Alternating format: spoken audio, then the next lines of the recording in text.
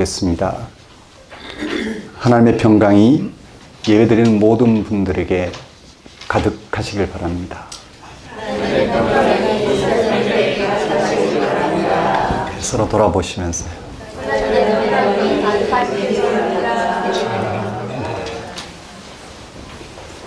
오늘은 사순절 두 번째 주일입니다. 예수님은 다음같이 선포하셨습니다. 회개하라, 천국이 가까이 왔느니라. 여기서 천국은 주기도문에 나오는 하나님 나라와 같은 뜻입니다. 세상을 하나님의 창조 의도대로 이루어지도록 하는 하나님의 다스림이자 그 완성이 하나님 나라입니다. 현재의 세상은 하나님 나라가 무너지는 세상입니다. 폭력이 지배하는 세상입니다.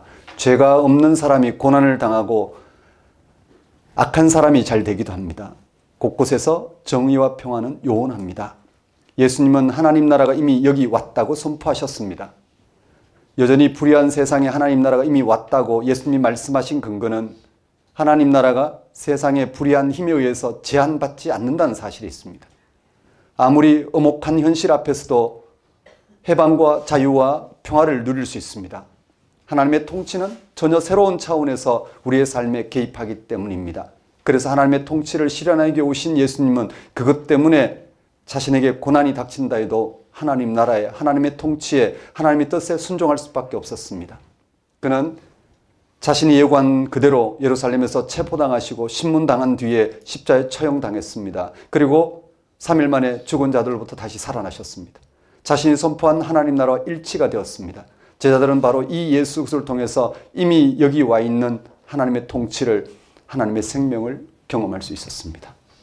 이 사실에 집중하는 시간이 예배입니다. 다 같이 사순절 두 번째 주일 예배를 성부와 성자와 성령의 이름으로 드리겠습니다.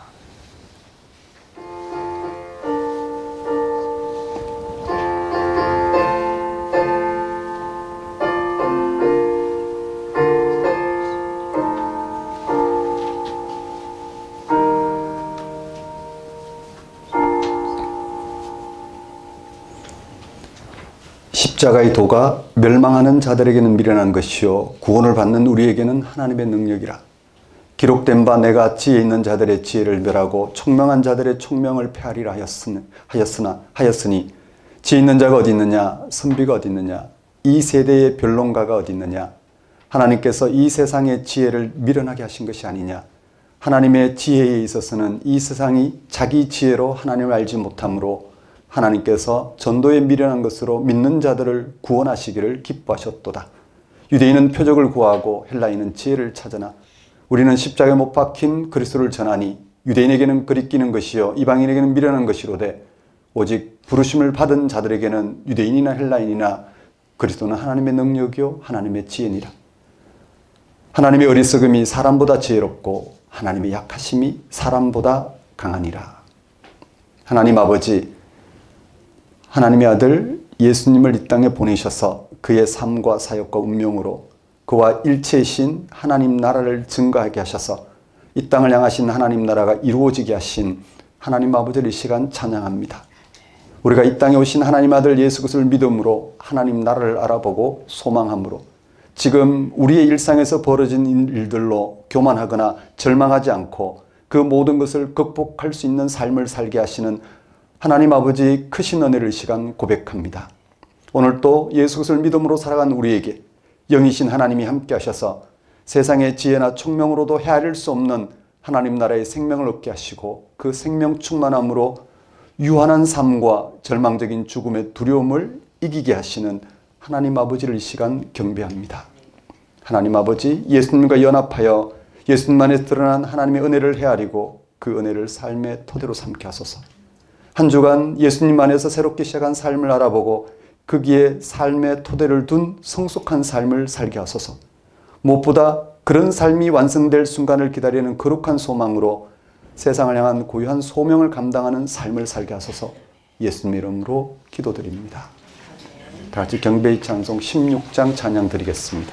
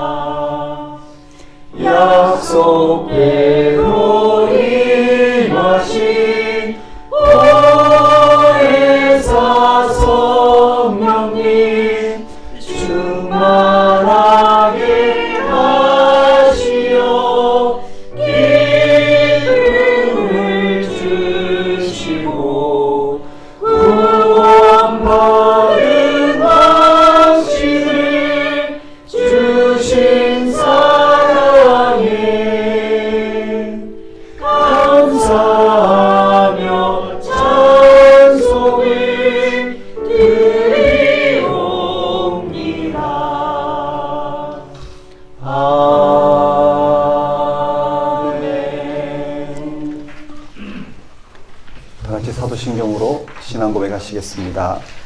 나는 전능하신 아버지 하나님 천지의 창조주를 믿습니다. 나는 그의 유일하신 아들 우리 주 예수 그리스도를 믿습니다. 그는 성령으로 잉태되어 동정녀 마리아에게서 나시고 본디오 빌라도에게 고난을 받아 십자가에 못 박혀 죽으시고 장사된 지 사흘 만에 죽은 자 가운데서 다시 살아나셨으며 하늘에 오르시어 전능하신 아버지 하나님 우편에 앉아 계시다가 거기로부터 살아있는 자와 죽은 자를 심판하러 오십니다. 나는 성령을 믿으며 거룩한 공교회와 성도의 교제와 죄를 용서받는 것과 몸의 부활과 영생을 믿습니다. 아멘. 이 시간은 참회의 시간입니다.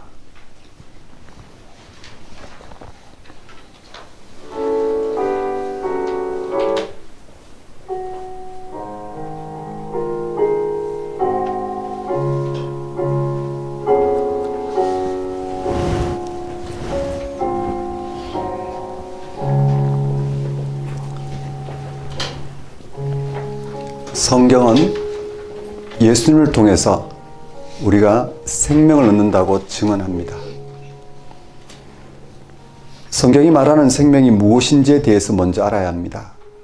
우리는 잘 먹고 잘 사는 것을 생명이라고 생각합니다. 그게 틀린 말은 아닙니다. 배고픈 것보다는 배부른 게 좋습니다. 아픈 것보다는 건강한 게 좋습니다. 사회적으로 높은 지위를 얻으면 나름으로 만족감이 주어집니다. 그래서 지금 우리는 수단과 방법을 가리지 않고 그런 조건들을 획득하느라 눈코 뜰 새 없습니다. 이 시대가 그걸 우리에게 강요합니다. 아무도 거기서 벗어나서 살 수가 없습니다. 사람들이 원하는 모든 목표가 이루어졌다고 생각해 보십시오. 그 다음은 무엇인가요? 그 모든 것의 마지막은 무엇인가요? 죽음입니다. 죽기 위해서 모든 노력을 다 기울이는 게 우리의 실존이라는 말이 됩니다. 이 사실을 모르는 사람은 없습니다. 성경에 대한 생명에 대한 성경의 설명 중에 가장 핵심적인 것은 생명이 하나님의 소유라는 사실입니다. 생명은 사람의 소유가 아닙니다. 내 생명은 나의 것이 아닙니다. 사람들은 생명을, 즉 인생을 자기의 소유로 여깁니다. 자신의 노력으로 뭔가를 할 수 있다는 겁니다. 그래서 무엇을 먹을까 마실까 입을까의 모든 노력을 기울입니다. 그렇게 해서 우리의 인생은 우리가 원하는 정도로 또 넘치거나 모자라는 정도로 진행될 것입니다. 그러나 성경은 그걸 생명이라고, 즉 인생이라고 말하지 않습니다.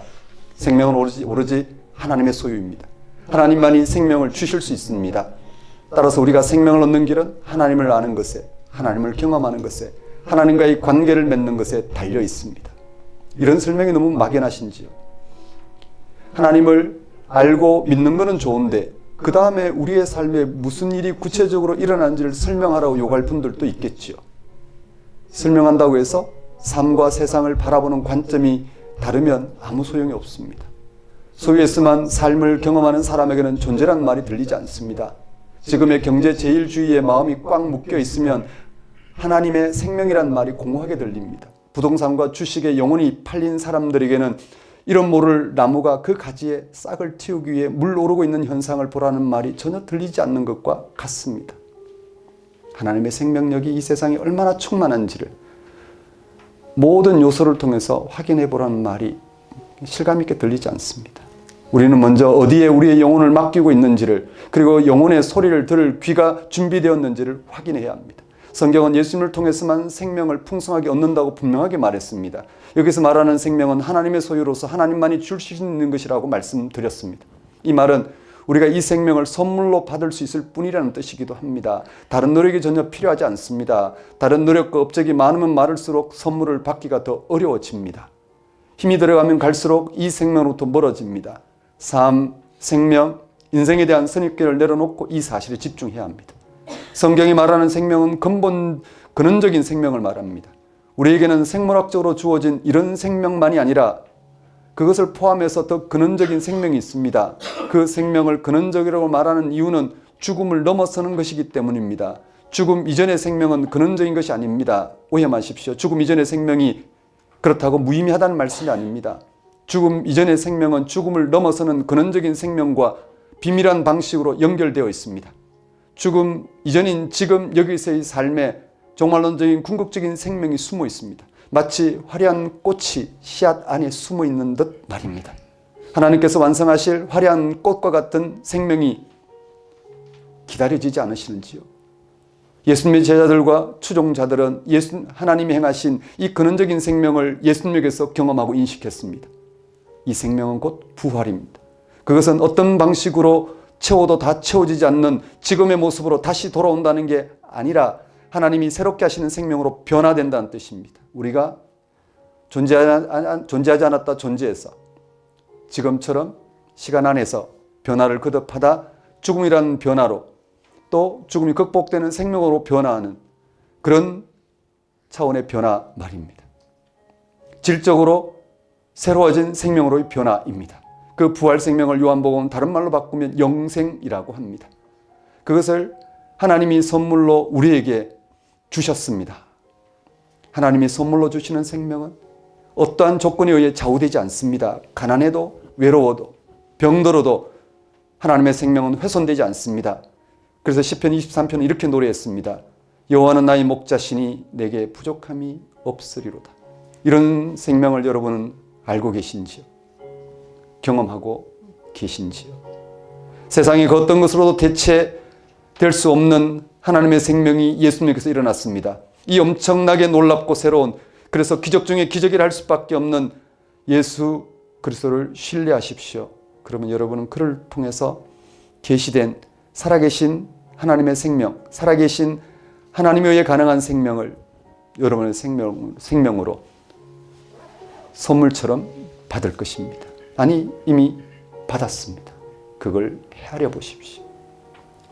사랑하는 성도 여러분, 한 주간의 삶을 돌아보십시오.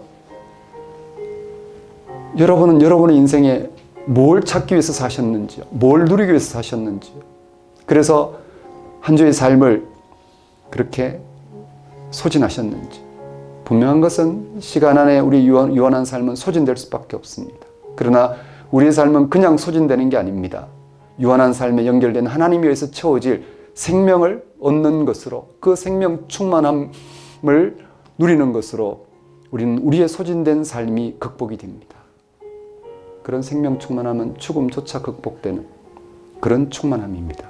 이 시간 다시 한번 하나님이 살아계시다는 사실 앞에 마주하여 하나님과 연결된 삶, 그 하나님의 생명 충만한 삶만이 유한한 삶이 처해 있는 절망적인 죽음을 극복할 수 있는 길, 그래서 그 안에서 이루어지는 폭력과 온갖 방식의 우리의 불의한 인간성을 극복할 수 있다는 사실, 여기에 참여할 수 있도록 회개와 간구를 드리도록 하십시다.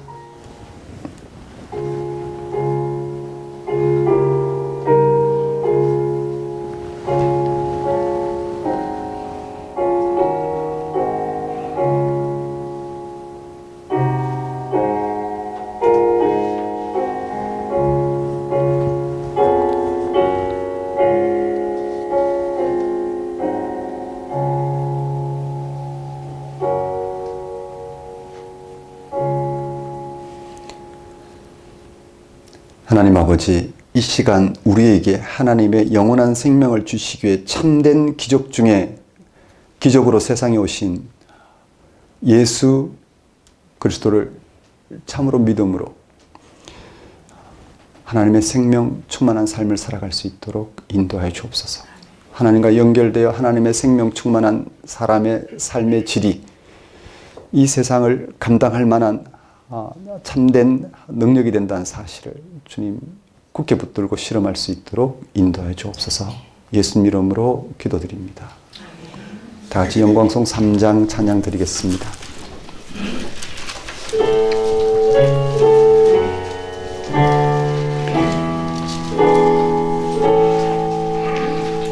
성부 성자와 성령 찬송과 영광 돌려보내세. 대초로 지금까지 또 영원토록 성삼위께 영광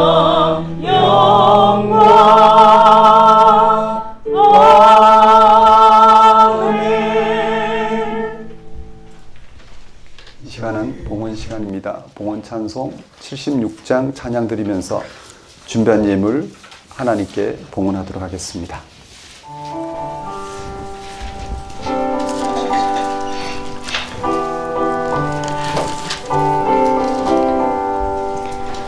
창조의 주 아버지께 감사 찬송 드립니다. 부름받은 자녀들이 주의 전에 함께 모여 찬송하고 기도하여 몸과 마음 모두 와서 주께 예배 아버지여 받으소서. 의뢰의 주 구세주여 용서하여 주옵소서. 허물 많은 죄인들이 주님 앞에 회개하니 거듭나게 해주시고 말씀으로 성장하여 서로 사랑하여 하나님께 하옵소서. 능력의 주 성령이여 새 마음을 주옵소서. 구원받은 성도들이 주의 성령 충만하여 분노하신 주의 복음 땅끝까지 전파하여 하늘나라 세우도록 능력으로 이끄소서. 온 세상에 주 되신 하나님 외에 우리가 예배드릴 리가 어디 있겠습니까? 이 세상에서 나그네여 손님으로 살다가 마지막 때 완성될 생명의 근원으로 돌아갈 우리가 창조주이신 하나님만 의지하는 것은 당연한 의무이며 권리입니다. 주님, 자신의 생각을 강화하고 욕망을 현실화하는 것이 생명을 얻는 길인 것처럼 유혹받고 위협받는 이 세상의 모든 일상을 멈추었습니다.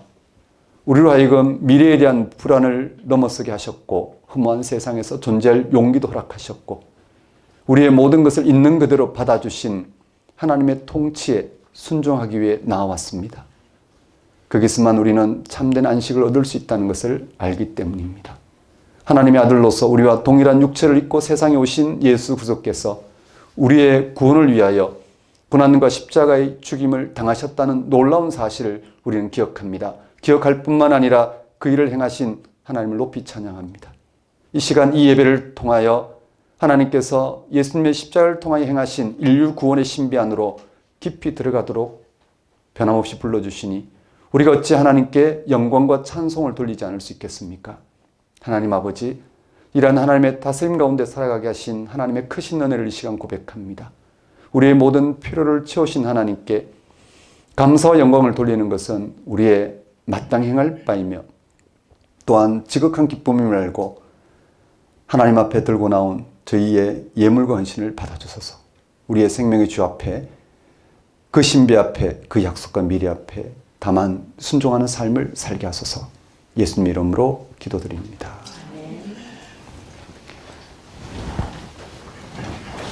교회 소식을 전하는 시간입니다. 작은 교회 여러분 안녕하십니까? 현재 우리는 작은 교회로 살아가고 있습니다.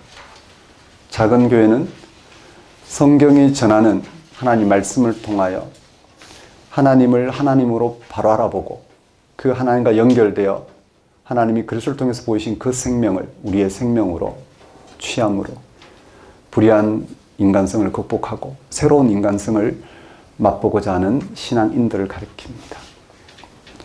한 점에 흠도 없이 우리를 불러주시는 그 하나님과 하나가 되고자 하는 그 열망으로 가득 찬 신앙인들을 우리는 작은 교회라 부르며 작은 교회로 살아가고자 우리는 열망하고 있습니다. 그래서 우리는 주 한 번씩 성경 공부를 합니다. 복음을 듣습니다.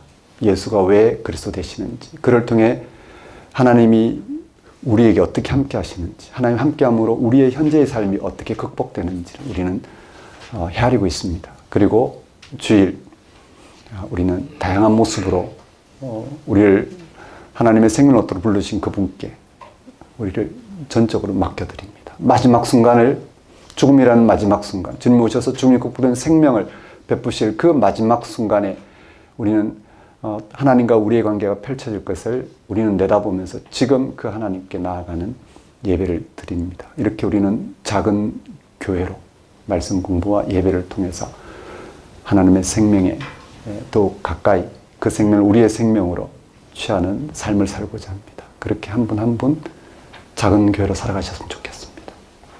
정말 하나님이 함께 하신 삶을 통해서 여러분의 육신의 삶이 더 높아지는, 그래서 어떠한 육신의 삶의 형편에도 억울할 일도 없고 그저 선물로 주신 이 삶에 하나님이 함께 하신다는 걸로 끝까지 기뻐하면서 살아가시는 그런 여러분이 되셨으면 좋겠습니다. 네, 그렇게 작은 교회로 살아가는데 우리가 이런저런 일을 겪게 됩니다. 2024년 12월 12일자로 큰 사고를 당하셔서 정말 어떻게 할 수 없는 상황인데 지금 3개월이 지났습니다. 온 가족과 또 우리 작은 교회 식구들이 정말 하나님의 생명 안에서 이런 어려운 시간을 보내고 회복하고 함께 하기를 간절히 바랬습니다.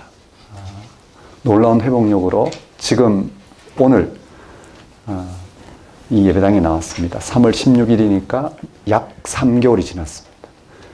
전혀 예상하지 못했습니다. 응급실, 중환자실, 일반 병실, 그 다음에 요양치료병원, 그리고 자택에서 지금 통원 치료하면서 회복하셔서 함께 예배드리러 나왔습니다. 우리 김영세 집사님, 또 아내 되시는 이순자 집사님, 또 처음부터까지 병수발을 했던 우리 김충목 우리 아드님 환영합니다. 여러분 박수 좀 보내주십시오. 네, 너무나 이렇게 말씀드려도 될지 모르겠습니다. 귀한 선물입니다.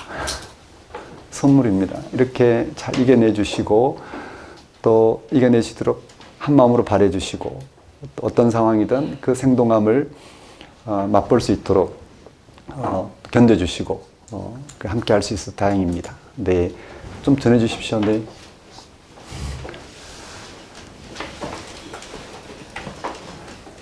우리가 수요 작은 교회에서 준비해서 또 교회 전체에 준비해서 선물을 준비했습니다. 우리 김영세 집사님, 이순자 집사님 같이 꽃다발 하고 우리 아드님께도 네.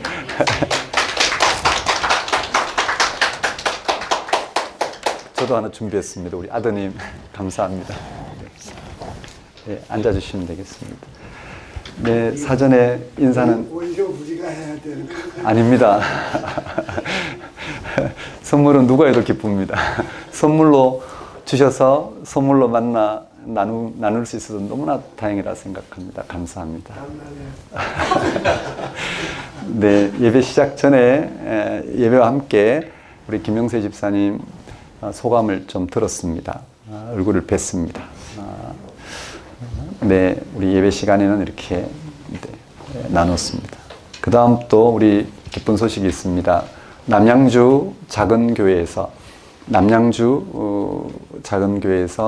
오늘 한 달에 한 번 우리 이 노원구에서 예배 드릴 때 참석하기로 하고 오늘 참석했습니다. 우리 최계명 우리 집사님 네 오셨습니다. 환영해 주십시오. 그리고 자녀분이 또 셋인데 지금 밖에서 네, 예배드리고 있습니다. 그리고 우리 안인환, 박윤지 사모님, 또 예인이까지 남양주 작은교회에서 왔습니다. 네, 환영해 주십시오. 정말 진심으로 환영합니다. 진심으로 환영합니다. 네, 또 소개할 분 없으시죠? 네, 2025년 현재 작은교회 소개 및 사역인데요. 주보를 참고하시면 되겠습니다. 성경 공부가 3월 중에 마무리가 됩니다. 이번 주, 다음 주 중에 마무리가 될 예정이고요. 지금까지 공부했던 작년 1월 달부터 공부했던 과정이 마무리가 됩니다. 그리고 4월 둘째 주, 4월 13일부터죠. 4월 13일 주일부터 새로운 성경 공부가 진행됩니다. 참고해 주시고요. 신청은 다음 주부터 받겠습니다. 새로운 분들, 또 기존의 분들 원하는 성경 공부를 찾아서 하시면 됩니다. 그 신청 방법은 자세히 안내해 드리겠습니다. 조금 더 꼼꼼하게, 조금 더 철저하게, 조금 더 풍성하게 여러분이 오직 여러분이 신앙하는 대상과 조우하여 그렇게 여러분의 삶이 정말 하나님을 신앙했을 때 그렇지 않은 모든 삶을 극복할 만한 하나님만이 베풀 수 있는 그런 생명 충만함을 맛보고 그렇게 세상을 살 수 있는지 아닌지를 확인하면서 서로 나누면서 돌다리도 두드려 보라 그랬습니다. 막연하게 믿는 게 아니라 철저하게 뭘 믿는지, 왜 믿는지, 믿음으로서 정말 우리가 선 고백하고 있는 내용이 어떻게 삶을 통해서 확인되는지를 서로 확인하면서 그렇게 삶을 꽉 채워가시도록 그렇게 하겠습니다. 그러니 여러분은 이 말씀 공부에 집중해 주시면 될 것 같습니다. 다음 주는 도남동 강의하는 아이들 도남 캠퍼스에서 예배를 드립니다. 5주가 있는 다른 그 중에 네 번째 주 도남동에서 또 예배를 드립니다. 그럼 오늘 우리에게 주신 하나님 말씀 보겠습니다.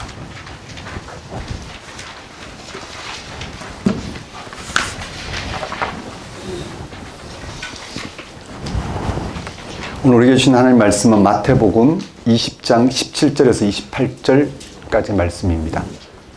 현재 마태복음 공부반에서 지금 나가고 있는 진도인데요. 그 중에 한 본문을 택해서 우리가 오늘 설교 본문으로 삼았습니다. 마태복음 20장 17절에서 28절까지 말씀 제가 받들어 봉독하겠습니다.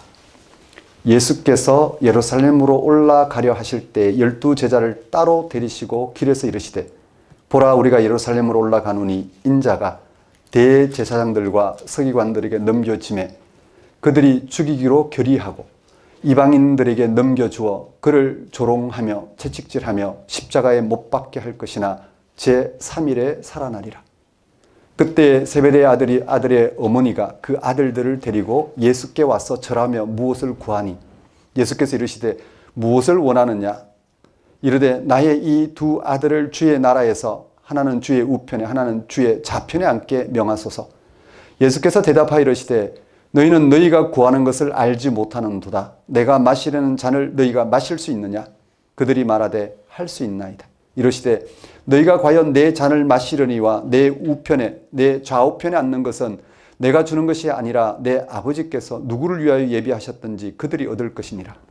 10 제자가 듣고 그 두 형제에 대하여 분이 여기거늘 예수께서 제자들을 불러다가 이르시되 이방인의 집권자들이 그들을 임의로 주관하고 그 고관들이 그들에게 권세를 부르는 줄 너희가 알거니와 너희 중에는 그렇지 않아야 하나니 너희 중에 누구든지 크고자 하는 자는 너희를 섬기는 자가 되고 너희 중에 누구든지 어뜸이 되고자 하는 자는 너희의 종이 되어야 하리라.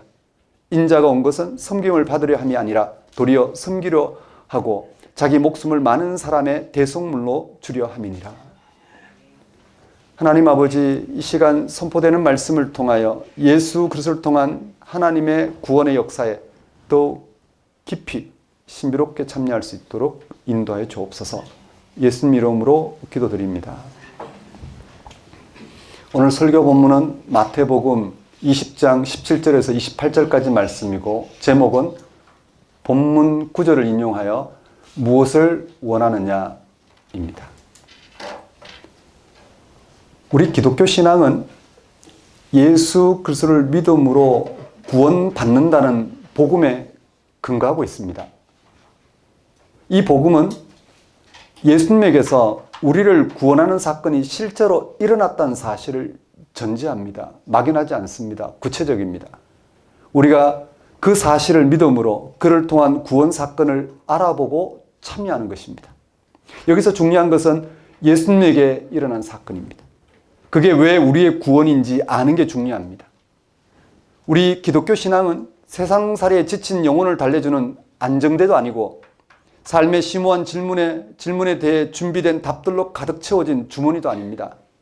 오히려 기독교 신앙은 우리가 예수님에게 일어난 사건이 왜 인류를 위한 구원인지 알아보고 참여하는 데에 달려 있습니다. 그런데 오늘날 대부분의 기독교인은 예수 그리스도를 믿는다고 하지만 그에게 일어난 구원 사건에 잘 집중하지 않습니다. 자신이 믿는 예수님에게 일어난 구원 사건을 제대로 해명해 보라면 선뜻 그렇게 하기 어려워하는 사람들이 많을 것입니다. 예수님을 믿음으로 인한 구원이 무엇이고 그 구원 경험이 어떤 것이고 그 구원 사건을 어떻게 알아보고 경험하게 되는지 말할 수 있어야 되는데 그게 그렇게 잘 안 됩니다. 예수님에게 일어난 구원 사건을 아는 방법의 하나는 이를 경험하고 전하고 있는 성경 말씀에 귀를 기울이는 것입니다. 복음서는 이 한 가지 사실을 매우 탁월한 방식으로 전하고 있는 책입니다. 예수 그리스도에게 일어난 하나님의 구원 사건을 우리가 알아볼 수 있도록, 그래서 그 구원을 우리의 구원으로 맛볼 수 있도록 전하고 있는 아주 탁월한 책입니다. 복음서가 전하고 있는 구원 사건은 바로 하나님 나라에 관한 것입니다. 하나님 나라라는 표현은 하나님의 다스림이고 하나님의 능력이고 하나님의 통치에 관한 것입니다. 마태복음 1을 천국 곧 하늘나라로 표현하고 나머지 세 복음서는 하나님 나라로 표현합니다. 먼저 구약의 선지자들이 하나님 나라가 오고 있다고 선포하였습니다. 그들이 하나님 나라가 오고 있다고 선포한 이유는 두 가지입니다. 하나는 하나님에 의해 창조된 세상이 근본적으로 왜곡되었다는 사실입니다. 하나님이 직접 나서지 않으면 안 될 그런 세상이 되어버렸습니다. 약육강식의 생존 방식은 우리의 생존을 위태롭게 만든다는 것입니다. 다른 하나는 왜곡된 역사의 회복은 사람의 힘으로 실현될 수 없다는 사실입니다. 창조자 하나님이 직접 다스릴 때만 가능하다는 것입니다. 그것이 세상의 구원이고 하나님 백성의 구원이었습니다. 그래서 선지자들은 그 하나님 나라가 이루어지기를 기다리라고 선포하였습니다. 예수님이 세상에 오셔서 하나님 나라를 다시 선포하기 시작하셨습니다. 그런데 메시지 자체가 달라졌습니다. 하나님 나라가 가까이 왔다. 이미 왔다라고 선포하셨습니다. 예수님의 이 말씀은 하나님의 다스림이 가까이 왔다 또는 하나님의 다스림이 이미 시작되었다는 뜻입니다. 이는 앞서 선지자들이 오고 있다고 선포한 하나님 나라가 예수님에게서 생생한 현실로 임하였다는 것을 말합니다. 예수님에게서 하나님 나라가 현재적으로 드러나고 있다는 것입니다. 하나님 나라가 이 땅 가운데 임한다면 어떤 모습일지를 우리가 헤아릴 만큼 예수님은 그 하나님 나라의 모습을 우리가 알아볼 수 있는 정도의 생생한 현실로 드러내셨습니다. 하나님은 생명 창조자니까 이 말은 생명의 능력이 드러나고 있다는 뜻이기도 합니다. 우리에게 익숙한 말로 바꾸면 구원이 임하였다고도 말할 수 있습니다. 여러분은 예수님에게만 하나님 나라의 신비를 알아보고 거기에 집중하고 계신지, 혹 그런 것에 아무 관심이 없는 것은 아니신지요? 그런 것을 알지도 못하면서 신앙생활하고 있는 것은 아니겠지요?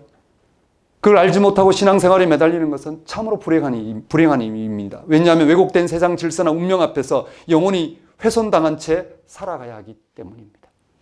예수님 당시 제자들은 어떻게 예수님에게만 하나님 나라를 알아보았을까? 그래서 하나님 나라를 경험함으로 왜곡된 세상 질서와 운명에서 어떻게 벗어나서 맞설 수 있었을까? 오늘 설교 본문은 다음과 같이 시작합니다. 17절입니다. 20장 17절, 예수께서 예루살렘을 올라가려 하실 때에 12 제자를 따로 데리시고 길에서 이르시되. 예수님은 제자들을 포함한 여러 사람과 함께 갈릴리로부터 유대 지역에 도착해서 예루살렘으로 올라가려고 했습니다. 그런데 예수님은 제자들만 따로 불러 말씀하십니다. 그 내용은 예수님이 예루살렘에 올라가셔서 당하실 순환에 관한 예고입니다. 뜻밖입니다. 본문 18절 19절입니다. 보라, 우리가 예루살렘에 올라가노니 인자가, 예수님 자신을 지칭하죠. 인자가 대제사장들과 서기관들에게 넘겨짐에 그들이 죽이기로 결의하고 이방인들에게 넘겨주어 그를 조롱하며 채찍질하며 십자가에 못 박게 할 것이나 제3일에 살아나리라. 예수님이 제자들만 따로 불러 순환 예고를 하신 이유가 무엇일까? 예수님은 갈릴리에서 하나님 나라가 가까이 왔으니 회개하라고 선포하신 후 지금까지 유대교 지도자들과 심한 마찰이 있었습니다. 예수님이 하나님 나라의 현존을 드러낼수록 왜곡된 세상의 질서와 운명을 새롭게 할 하나님 나라를 조금도 반영하지 않은 유대교 신앙의 현실이 드러났습니다. 폭로되었습니다. 유대교가 꿈꾸는 하나님 나라는 세속적이고 인간적인 것이지, 세속적 인간적인 세상을 전적으로 새롭게 할 그 하나님 나라가 아니었다는 말씀입니다. 그래서 유대교 신앙의 그런 윗선이 적나라하게 폭로되었습니다. 예수님은 그런 유대교를 부정하고 예수님에게만 하나님 나라를 받아들이라고 했습니다. 그러자 바리새인들을 중심으로 한 유대교 지도자들은 예수님을 제거하려고 했습니다. 이런 일을 충분히 예상하신 예수님은 그래도 예루살렘으로 올라가려고 했습니다. 유대교의 본산, 유대교의 중심인 예루살렘으로 올라가려고 했습니다. 그 이유가 무엇이었을까요? 그리고 제자들에게 먼저 예수님의 예루살렘에서 당할 일을 알리신 이유는 무엇일까요? 예수님은 자신이 선포한 하나님 나라에 전적으로 일치하셨습니다. 왜곡된 세상 질서나 운명 앞에서 조금도 굴복하지 않았습니다. 그리고 왜곡된 세상의 질서나 운명을 질적으로 새롭게 할 하나님 나라를 선포하시고 가르치셨습니다. 하지만 예수님의 사역은 결국 반대에 부딪히게 되었고 죽음의 이후를 받게 되었죠. 그럴수록 예수님은 왜곡된 세상의 질서와 운명을 전적으로 새롭게 할 하나님 나라를 드러내는 길로 가지 않으면 안 된다고 생각했습니다. 그 길이 예루살렘으로 가는 길이었습니다. 예수님은 자신이 선포한 하나님 나라가 자신을 십자가에 못 박는 왜곡된 세상의 질서와 자신의 운명을 전적으로 새롭게 할 구원의 능력인 것을 믿었습니다. 그래서 예수님은 자신의 길을 아직 이해하지 못하는 제자들을 이해시키고 설득하기 위해 반복해서 제자들을 따로 불러 순환 예고를 하셨습니다. 이미 앞서 16장 21절, 17장 22절과 23절에 두 번이나 순환 예고를 했습니다. 그리고 오늘 본문에서 세 번째 순환 예고를 하십니다. 첫 번째 순환 예고 때는 베드로가 이런 일이 일어나면 안 된다고 펄쩍 뛰면서 말렸고, 두 번째 순환 예고 때는 제자들이 그저 근심만 하였다고 합니다. 그런데 오늘 세 번째 순환 예고에서는 제자들의 반응 자체가 없습니다. 그러나 뒤이어 나오는 누가 크냐는 논쟁이 생긴 걸 보면 제자들은 예수님의 이 말씀을 전혀 알아듣지 못했던 것 같습니다. 예수님이 순환당하시기까지, 순환당할 것을 각오하시면서까지 하나님 나라를 드러내려고 하셨던 그것을 제자들은 알아보지 못했다는 것입니다. 세 번째 순환 예고 앞에서는 앞에 두 번의 예고보다 훨씬 구체적이고 자세하게 보도되고 있습니다. 앞에서의 순환 예고는 예수님이 잡혀 죽고 사흘 만에 다시 살아난다는 핵심만 다루고 있지만, 세 번째 순환 예고는 이방인들에게까지 넘겨진다, 빌라도로부터 십자가 처형당한다는 이 내용이 아주 구체적으로 묘사되어 있습니다. 그리고 순환 예고는 끝마디에 제3일에 살아나리라는 부활을 포함하고 있습니다. 이 말씀은 하나님 나라에 대한 예수님의 전적인 신뢰를 담고 있습니다. 죽음과 부활을 이야기한 것은 하나님 나라에 대한 신뢰, 예수님이 선포하신 하나님 나라가 이미 예수님의 운명에 진짜로 임하였고, 그가 전한 그 하나님 나라가 정말 전한 대로 그의 운명을 걸 만큼, 그의 운명을 새롭게 할 만한, 인류의 운명을, 그를 통해 인류의 운명을 새롭게 할 만한 그런 구원의 능력으로 임하고 있다는 사실을 전제하고 있습니다. 비록 세상에서 고난당하고 죽임당하지만, 그러나 그런 운명조차 새롭게 할 하나님 나라에 대한 예수님의 전적인 신뢰를 나타냅니다. 그런 고난과 죽음에 이르게 하는 왜곡된 세상의 질서는 예수님이 선포한 하나님 나라에 의해 전적으로 새롭게 된다는 사실에 대한 신뢰이자 자신을 완전히 맡긴다는 고백입니다. 제자들은 하나님 나라의 운명을 건 예수님의 말씀에 귀를 기울여야만 했습니다. 그래야만 제자들이 처한 왜곡된 세상 질서와 죽음의 운명에서 벗어나게 할 하나님 나라를 알아보고 그 가운데 거할 수 있기 때문입니다.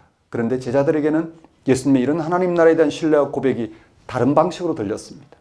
예수님의 순환 예고는 궁극적인 하나님 나라의 승리를 드러내는 것인데 제자들에게는 단지 자신들이 생각하는 세상에서의 승치로 들렸습니다. 마치 우리가 십자가 달신 예수를 믿고 따르는 것이 기독교인이라고 고백하지만 그러나 세상의 열망에서 벗어나지 못하는 것처럼 말입니다. 본문의 다음 이야기에서 제자들의 무지가 여과 없이 드러납니다. 예수님께서 제자들을 따로 불러서까지 예루살렘에서 당할 순환에 관하여 말씀하셨습니다. 그런데 이어지는 제자들의 반응은 우리를 놀라게 합니다. 예수님의 12제자 중에 세베대의 두 아들인 야고보와 요한이 있습니다. 그 야고보와 요한의 어머니가 아들들을 앞세우고 예수님에게 왔습니다. 한마디로 말하면 치맛바람을 일으킨 것입니다. 그리고 예수님에게 무엇을 구하기 위해 절을 했습니다. 그녀는 아들들을 위해 무엇을 구하였을까요? 예수님은 그녀에게 다음과 같이 물으십니다. 21절 전반절입니다. 무엇을 원하느냐? 그러자 그녀는 나의 이 두 아들을 주의 나라에서 하나는 주의 우편에 하나는 주의 좌편에 앉게 명하소서라고 요구했습니다. 야고보와 요한의 어머니는 자신의 두 아들이 예수님의 우편과 좌편에 위치하는 자리를 요구하고 있습니다. 바로 앞에서 예수님은 하나님 나라를 드러내기 위해 다가오는 고난과 죽음조차 감당하시겠다고 말씀하셨습니다. 왜냐하면 그 하나님 나라만이 왜곡된 세상이 들수 운명을 새롭게 하는 유일한 능력이고 그 하나님 나라에 의해서 세상이 새롭게 되는 것이 바로 하나님의 구원이었기 때문입니다. 그렇다면 야고보와 요한의 어머니는 자신의 두 아들도 기꺼이 예수님이 가시는 길에 동참하게 해달라고 요구한 것일까요? 우리 아들도 예수님과 함께 죽어도 괜찮으니 함께 끝까지 하게 해달라고 요구한 것일까? 예수님처럼 왜곡된 세상의 질서에 의해 다가오는 고난과 죽음조차 기꺼이 받아들일 수 있는 하나님 나라에 사로잡히게 해달라고 요청한 것일까요? 두 아들도 예수님처럼 고난과 죽음의 운명을 통해서 하나님 나라가 드러나도록 그렇게 간청한 것일까요? 아니면 예수님이 순환 예고를 통해 말씀하신 하나님 나라를 세상 사람들이 바라는 그런 성공이나 영광으로 생각한 것일까요? 그래서 예수님을 통하여 두 아들이 높은 자리를 얻어 세상을 다스릴 수 있도록 요구한 것일까? 당시 유대인들의 생각과 마찬가지로 유대민족을 중심으로 세상을 다스리는 그런 나라에서 높은 자리를 차지하는 것과 같은 것 말입니다. 야고보와 요한의 어머니가 요청하는 것에 대해 예수님의 반응은 어땠을까요? 예수님은 여자의 아들들에게 다음과 같이 물었습니다. 22절 다시 한번 보십시오. 22절 보십시오. 너희는 너희가 구하는 것을 알지 못하는도다. 내가 마시려는 잔을 너희가 마실 수 있느냐? 예수님은 야고보와 요한을 향하여 그들이 무엇을 구하는지도 모른 채 구한다고 말씀하셨습니다. 주의 나라가 오면 한 자리를 차지하겠다는 두 사람에게 예수님은 그 자리에 앞서서 차지할 자리에 앞서서 예수님이 마시는 잔을 마셔야 한다고 요구하십니다. 여기서 말하는 잔은 예수님이 당하실 고난을 의미합니다. 좀 더 구체적으로는 예수님의 십자가의 죽음을 말합니다. 하나님 나라를 거절하는 세상에 하나님 나라가 예수님을 통해 임하고 있고 그 나라는 고난과 죽음에도 불구하고 불의한 세상을 전적으로 새롭게 할 구원의 능력이라는 사실을 드러내기 위해 예수님이 감당하시는 그 죽음을 말합니다. 예수님이 체포당하시기 바로 직전에 겟세마네 동산에서 기도하실 때 자신의 답답한 심정을 이렇게 토로한 적이 있습니다. 아버지여, 만일 할만하시거든 이 잔을 내게서 지나가게 하옵소서. 그러나 나의 원대로 마시옵고 아버지의 원대로 하옵소서. 예수님은 자신에게 다가올 십자가 처형의 운명을 잔으로 표현했습니다. 그러니까 지금 이 두 제자에게 말씀하신 잔은 예수님이 가능한 대로 감당하지 않았으면 하고 바랐던 하나님 나라를 받아들이지 않는 이들에 의해 당하는 고난, 즉 죽음이었습니다. 자신의 불찰에 의한 것이거나 우연한 사고에 의한 것이 아니라 철저하게 하나님 나라에 순종한 사람에게 임하게 된 그야말로 무지한 자의 고난과 죽음, 그것 말입니다. 이 제자들은 예수님이 말씀하시는 잔이 무엇을 의미하는지 알지도 못하면서 대뜸 마실 수 있다고 대답합니다. 22절 하반절 보십시오. 할 수 있나이다. 이 제자들의 대답이 동문서답에 불과했지만 예수님은 다음같이 말씀하십니다. 23절에 너희가 과연 내 잔을 마시려니와 내 좌우편에 앉는 것은 내가 주는 것이 아니라 내 아버지께서 누구를 위하여 예비하셨든지 그들이 얻을 것이니라. 앞에서 언급한 잔과 여기서 언급한 잔은 다릅니다. 앞에서 언급한 잔은 예수님이 마셔야 할 잔인데 제자들이 그걸 마실 수 없으면서도 마실 수 있다고 대답했습니다. 왜냐하면 예수님이 마시는 잔은 왜곡된 세상의 질서와 운명을 전적으로 새롭게 할 하나님 나라를 드러내기 위해 당하시는 고난과 죽음을 가리키기 때문입니다. 예수님이 제자들이 마실 수 있다고 말씀하신 잔은, 예수님이 다시 제자들이 마실 수 있다고 말씀하신 잔은 내 잔, 즉 예수님이 마시고 난 다음 그가 주시는 잔입니다. 예수님이 주시는 잔은 예수님의 고난과 죽음을 통하여 드러나는 하나님 나라를 가리킵니다. 다시 말씀드립니다. 예수님이 마신 다음 주시는 잔은 예수님의 고난과 죽음을 통해 드러난 하나님 나라를 가리킵니다. 바로 하나님 나라에 근거하여 고난과 죽음을 당하신 예수님은 결국 부활하셨습니다. 하나님 나라가 성취된 것입니다. 제자들은 예수님의 고난과 죽음과 부활을 통하여 드러나는 하나님 나라가 왜곡된 세상의 질서와 운명을 새롭게 하는 생명의 능력인 것을 비로소 알아보게 될 것이란 말씀입니다. 예수님이 마시는 잔, 예수님이 마시는 잔이 가리키는 예수님의 고난과 죽음 그리고 그로 인한 부활의 운명에 동참함으로 제자들은 비로소 하나님 나라의 권능에 붙들려 기꺼이 자신의 운명을 걸게 될 것이란 말씀입니다. 예수님이 마셔야 할 잔은 인간 구원을 위한 그분의 몫이며 우리가 마셔야 할 예수님이 주시는 잔은 우리에게 임하는 특별한 은총입니다. 결국 잔을 마실 수 있다고 큰 소리친 제자들은 하나님 나라를 가져오신 예수님을 고난과 죽음의 운명으로 내몬 왜곡된 세상에서의 높은 자리를 차지하게 했던 욕심에 불과했습니다. 다시 말씀드립니다. 결국 잔을 마실 수 있다고 큰 소리친 제자들은 하나님 나라를 가져오신 예수님을 고난과 죽음의 운명으로 내몬 왜곡된 세상에서의 높은 자리를 차지하겠다는 욕심에 불과했습니다. 예수님은 하나님 나라를 위해 고난과 십자가를 생각하고 있는데 제자들은 그런 예수님을 고난과 십자가로 내몬 세상의 높은 지위를 생각하고 있었습니다. 이런 일들이 얼마나 많은지 모르겠습니다. 무엇이 본질인지 전혀 분간하지도 못하면서 자기를 내세우는 일은 늘 우리에게 너무나 자주 일어납니다. 다른 세상의 일들은 접어두고 우리 기독교 신앙에서도 이런 일들이 자주 일어납니다. 자신들의 신앙 열정에 치우치게 되면 자기의 생각을 하나님의 뜻으로 오해하는 일이 수없이 벌어집니다. 기독교 역사에는 그런 잘못이 작지 않습니다. 큰 것만 보더라도 십자군 전쟁이나 종교 재판 그리고 해외 선교에서 벌어지는 본토인들에 대한 착취가 그것입니다.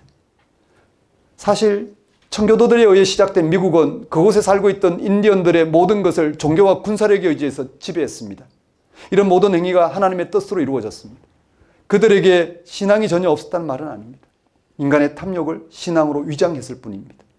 이게 인간의 한계이기도 하고 어쩌면 인간의 원죄이기도 합니다. 자기의 개인적인 욕망을 위해 온갖 종교적인 이념과 윤리로 합리화하는 것 말입니다. 이는 곧 오늘 본문에서 예수님이 말씀하시는 잔이 무엇인지도 알지 못하고 마실 수 있다라고 자신한 제자들의 태도와 똑같습니다. 예수님은 무지한 제자들에게 내 잔을 마시게 될 것이라고 말씀하시면서 그들의 요구를 분명하게 거절하십니다. 23절 말씀을 다시 보십시오. 내 좌우편에 앉는 것은 내가 주는 것이 아니라 내 아버지께서 누구를 위하여 예비하셨든지 그들이 얻을 것이니라. 이는 예수님이 마시는 잔을 마시는 자들에게 왜곡된 세상의 질서와 운명을 전적으로 새롭게 할 하나님 나라가 주어진다는 말씀입니다. 하나님 나라를 그렇게 표현하고 있습니다. 예수님의 이 말씀을 야고보와 요한은 과연 알아들었을까요? 예수님이 마시는 잔을 예수님이 마시는 잔, 예수님이 잔을 마신 후, 예수님이 마셔야 될 잔을 마신 후 제자들에게 주는 잔을 통해서 제자들이 하나님 나라에 참여할 수 있다는 사실을 제자들은 알아들었을까?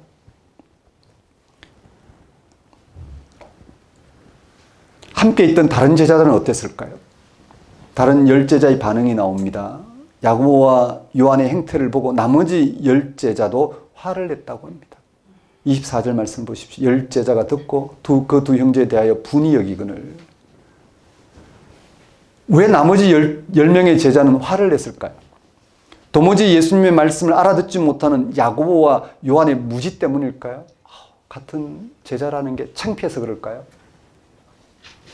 이어지는 예수님의 말씀에 의하면 이 10명의 제자도 야고보와 요한과 같은 생각이었다는 것을 알 수 있습니다. 그래서 이 10명의 제자가 야고보와 요한을 향하여 화를 낸 것입니다. 야고보와 요한들이 자기들보다 먼저 좋은 자리를 차지하려고 했기 때문에, 그것도 어머니를 동원해서 했기 때문에 화가 난 것입니다. 예수님은 야고보와 요한의 문제로 화를 내는 제자를 불러다가 그들이 생각하는 하나님 나라와 예수님이 가져오신 하나님 나라의 질적인 차이를 가르쳐 주십니다. 제자들이 3년 가까이 예수님을 따라다녔는데도 아직까지 여전히 누가 높은 자리를 차지할 수 있는가 하는 차원에 머물러 있었습니다. 서로 높은 자리를 차지하기 위해 전전긍긍하고 있는 제자들에게 하나님 나라는 우리의 예상을 뛰어넘는 사실을 좀 더 자세하게 풀어서 설명하십니다. 우선 예수님은 세상의 질서에 대해서 이렇게 말씀하십니다. 25절에 예수께서 제자를 불러다가 이르시되 이방인의 집권자들이 그들을 임의로 주관하고 그 고관들이 그들에게 권세를 부리는 줄 너희가 알거니와 세상에서는 통치자들이 백성을 강제로 지배하고 높은 사람들이 백성을 권력으로 내리 누른다는 것입니다. 현재도 그렇게 진행되고 있습니다. 우리가 일상적으로 경험하고 있는 바로 그 모습입니다. 이런 체제는 2000년 전이나 지금이나 똑같습니다. 능력 있는 사람은 다른 사람보다 빨리 정치와 경제의 권력을 휘두를 수 있는 자리를 확보하게 됩니다. 누가 좋다, 나쁘다고 말하기 전에 인간은 이런 권력을 추구하며 살아가게 되어 있습니다. 그것을 확보해 나가는 것이 바로 인생 성공이라 생각하기 때문입니다. 그런데 예수님은 이런 세상의 질서를 근본적으로 부정하십니다. 26절에 너희 중에는 그렇지 않아야 하나니 너희 중에 누구든지 크고자 하는 자는 너희를 섬기는 자가 되고 너희 중에 누구든지 어뜸이 되고자 하는 자는 너희의 종이 되어야 하리라. 우리가 이 세상에서 일반적으로 경험하는 그런 질서와는 전혀 다른 질서입니다. 여기서 크고자 하는 사람은 섬기는 자가 되어야 하고 어뜸이 되고자 하는 자는 종이 되어야 한다는 예수님의 가르침은 단지 비유에 불과한 것이 아니라 우리가 구체적으로 살아야 할 삶의 자세입니다. 그 이유는 바로 예수님에게 있습니다. 여전히 이 세상은 권력으로 사람과 세상을 소유하는 방식으로 살아가려고 하지만 예수 그리스도의 사건으로 인해서 전혀 다른 질서가 세상에 도입되었기 때문입니다. 세상이 주장하는 그런 일들로는 우리의 유한한 삶과 유한한 삶에 처해 있는 죽음이라는 운명을 극복하지 못합니다. 극복하지 못한 채 그 안에서 어떤 걸 얻고자 하는 방식으로 자기의 모든 삶을 훼손할 뿐만 아니라 다른 사람의 삶도 훼손하면서 소비하고 맙니다. 유효기간이 끝나버립니다. 그런 세상에 예수님을 통해서 그걸 극복할 만한 능력으로서 하나님 나라가 임하고 있습니다. 가난 자의 복이 있을 만큼. 정말 세상으로부터 가장 소외된 자까지도 하나님 나라 안에서는 복되다 할 만한 그런 생명 충만한 삶을 가능하게 할 하나님 나라가 예수님을 통해서 돌입했기 때문입니다.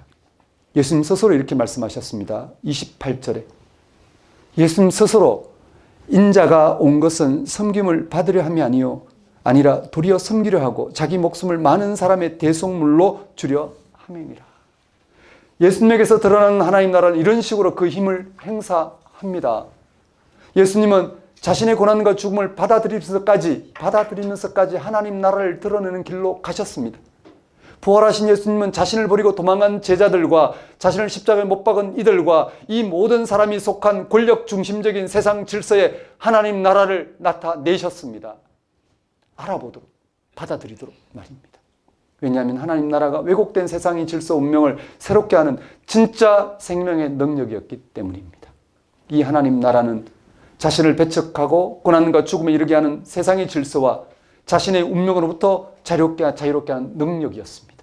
그래서 그 하나님 나라를 세상에 드러내기 위해 기꺼이 자신의 고난과 죽음을 감당하신 것입니다. 그것이 세상의 질서에 근거한 섬김받고자 하는 삶의 방식과는 질적으로 다른 하나님 나라를 받아들이고 드러내는 삶의 방식, 즉 섬기는 삶이었습니다. 비록 이 땅의 질서는 권력으로 누르는 것이지만 이것은 참된 게 아닙니다.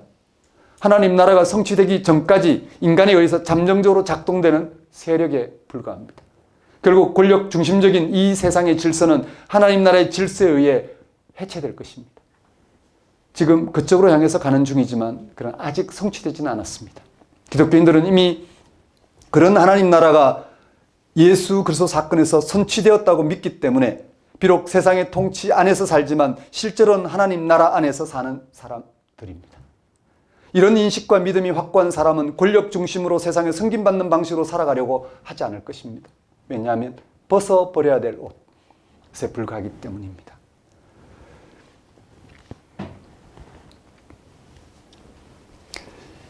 이런 인식과 믿음이 확실한 사람은 권력 중심으로 세상에서 승김받는 방식으로 살아가려 하지 않을 것입니다. 왜냐하면 그런 사람들은 이미 예수님 운명에서 지금의 세상 질서 운명을 근본적으로 새롭게 하는 하나님 나라를 알아봤기 때문입니다. 그리고 경험하였기 때문입니다. 아직 완전히 이루어지진 않았지만 이미 당겨진 그런 세계를 보았기 때문입니다.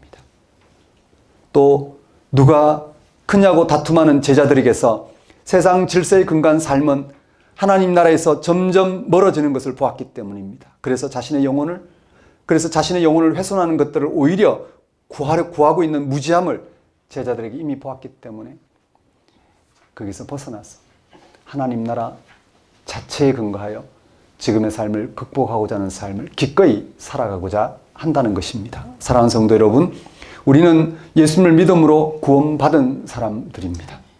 그런데도 우리는 제자들처럼 예수 믿기만 구원 사건을 미처 알아보지 못하고 이런저런 요구를 할 때가 많습니다. 그만큼 세상살이가 간절하기 때문입니다. 그럴 때마다 우리는 예수님이 제자들에게 하신 말씀을 기억해야 합니다. 예수님 제자들에게 무엇을 원하느냐고 물으시면서 그들에게 너희가 구하는 것을 알지 못하는도다 말씀하셨습니다. 그리고 나서 제자들이 구해야 할 것은 예수님 운명에서 계시된 하나님 나라, 즉 십자가의 죽음과 부활에서 성취된 하나님 나라라고 말씀하셨습니다. 그렇습니다. 우리가 구해야 할 것은 예수님에게 임한 하나님 나라입니다. 예수님에게 일어난 사건에 집중함으로 하나님 나라를 알아보고 경험하는 것입니다.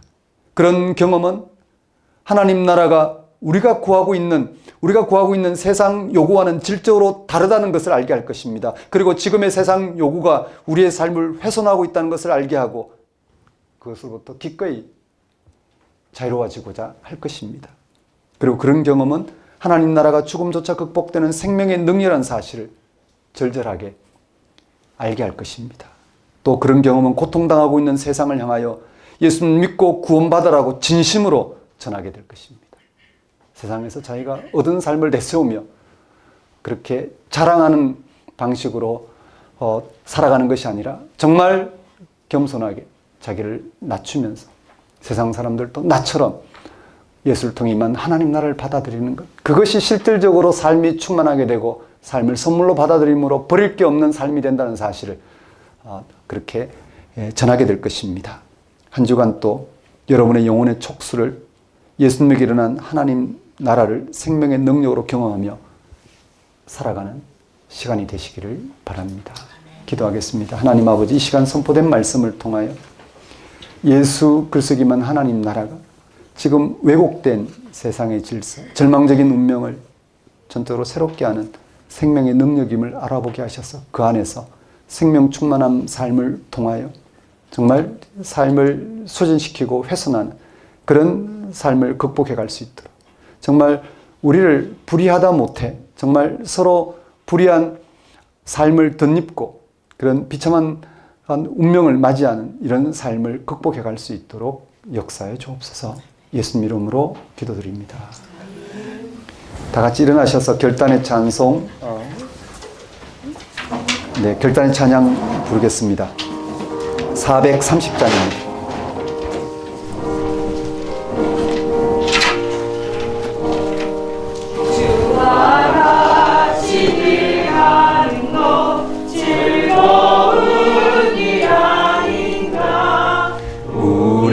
주님 걸어가시 발자취를 밟겠네. 한 걸음 한 걸음 주 예수와 함께 날마다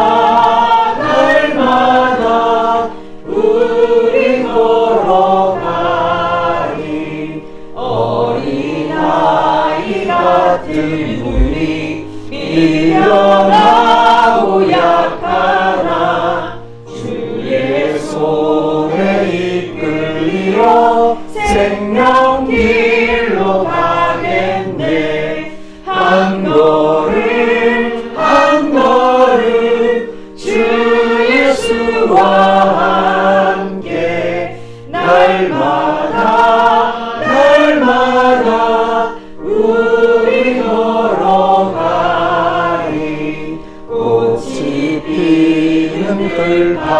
아니라 험한 골짜기라도 주가 인도하는 대로 주와 같이 가겠네. 한 걸음 한 걸음 주 예수와 함께 날마다 날마다 우리 걸어가리. 옛 선지자의 녹같이 우리들도 천국에 들려 올라갈 때까지 주와 같이 걷겠네. 한 걸음 한 걸음 주 예수와 함께 날마다 날마다 우리 걸어가리. 기도하겠습니다. 이제는 우리 주 예수 그리스도의 은혜와 하나님의 무한하신 사랑과 성령의 교통하심이 예수님의 운명에서 계시된 하나님 나라, 즉 그의 십자가의 죽음과 부활에 성취된 하나님 나라가 생명의 능력이라는 사실에 집중하여 생명 충만한 삶을 살아가고자 결단한 주의 백성 위에 영원히 함께 하시기를 축원합니다.